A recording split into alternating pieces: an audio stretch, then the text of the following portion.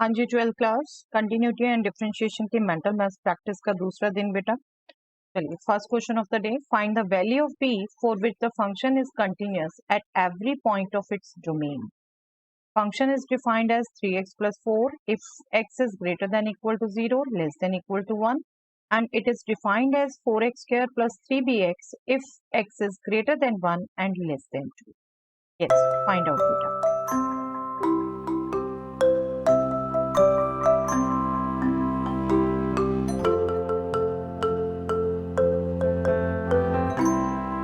Yes, आपको कहा है कंटिन्यूअस है अपने डोमेन में। अब डोमेन यहाँ देखो डिफाइन क्या कर रखा है इसको, क्लोज इंटरवल 0 से ओपन इंटरवल 2 तक।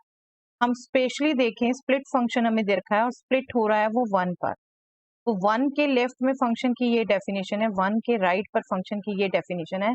हम मेनली ये कंडीशन यूज कर लें बेटा, limit x tends to 1 of f x will be equal to f of 1। ठीक है, लेफ्ट लिमिट आपकी यहाँ से निकलेगी, जैसा मैंने आपको बताया था मेंटल मैथ्स के लिए आप लिमिट वगैरह भूल जाइए, सीधा पुट कर लीजिए। 1 पुट किया 3 + 4 आ गया। राइट लिमिट के लिए आप यूज करेंगे, फिर यहाँ 1 पुट करेंगे 4 × 1 + 3b × 1। इजिली आपका कैलकुलेट हो जाता है बेटा, 4 4 cancel, 3b = 3, that means b = 1। b आपका 1 आ। Okay, easy to calculate mentally. If the function f(x) is continuous at x = 0, then find the value of k. Function is defined as sin x upon x plus cos x when x is not 0, and it is defined as k when x is 0. करिए बेटा।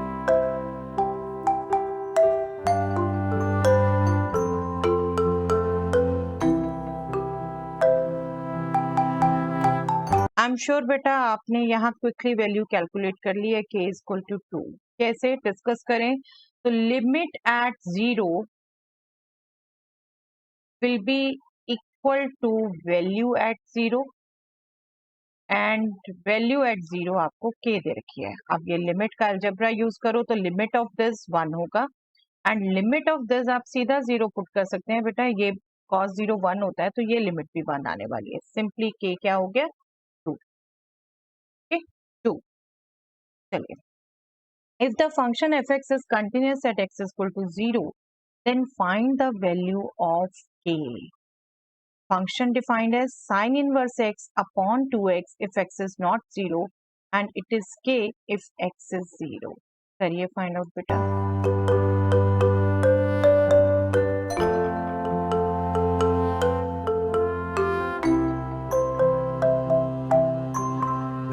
Yes, I am sure आप calculate कर चुके हैं, k = ½ कोई नहीं सोच पाया हो साइन इनवर्स के कारण अटका हो तो बेटे मैं आपको बता दूं, एक चीज याद रख लो। जैसे आपने ये लिमिट याद रखी है, limit sin x upon x x tends to 0 1 होती है, ऐसे ही इनवर्स भी यही याद कर लीजिए, limit of sine inverse x upon x 1 होगी। देखिए आप कंफ्यूज हो, इसी को यूज करेंगे हम। देखिए साइन इनवर्स x को अगर मैं सिंपली y कह दूं, x क्या होगा, sine y, right, x sine y। तो आपकी ये एक्सप्रेशन किस में चेंज हो जाएगा, y अपॉन साइन y में। और लिमिट में फिर हम लिमिट भी चेंज करते हैं, y में चेंज करेंगे। अब जब x टेंड्स टू 0 होगा, y किसको लिया हमने, साइन इनवर्स x को, तो साइन इनवर्स x भी टेंड्स टू 0 होगा ना। तो ये भी क्या हो गया, लिमिट y टेंड्स टू 0।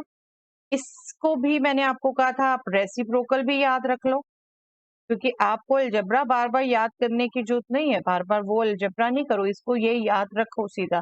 तो limit y upon sine y, y tends to 0, ये लिमिट आपकी एक्चुअली ये बन गई और ये 1 होगी।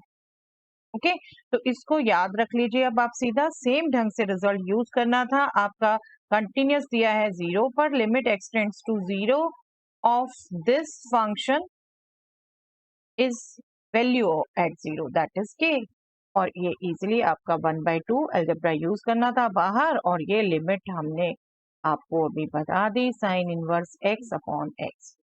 एंड आई एम श्योर जो कैलकुलेट कर पाए हैं वो भी यही समझ के कैलकुलेट कर पाए हैं कि आपका हाफ आ गया। ओके, तो इसको याद कर लीजिए बेटा, ये पूरे सभी रिजल्ट्स आपके याद हो। चलिए next question, determine the value of constant k so that the function fx is continuous at x is equal to 0. Function define कैसे है बेटा, kx upon modulus of x when x is less than 0 and 3 when x is greater than equal to 0. करिए find बेटा.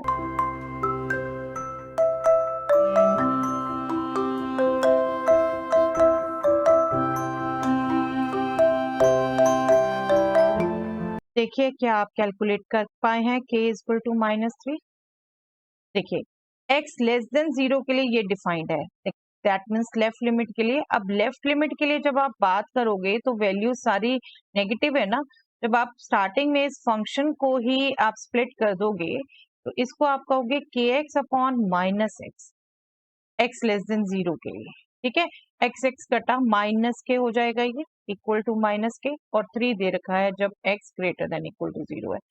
तो left limit के लिए जब आप फंक्शन इसको वैल्यू पुट करोगे बेटा वो माइनस के है, और राइट लिमिट 3 है, वैल्यू भी 3 है, तो माइनस के इक्वल टू 3 आ जाएगा. दैट मीन्स के इक्वल टू -3.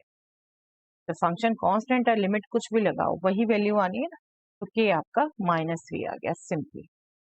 चलिए next question, determine the value of constant k so that the function fx is continuous at x is equal to 2.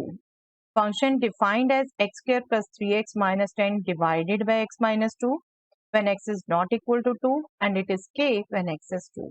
I'm sure आप easily find out कर लेंगे बेटा.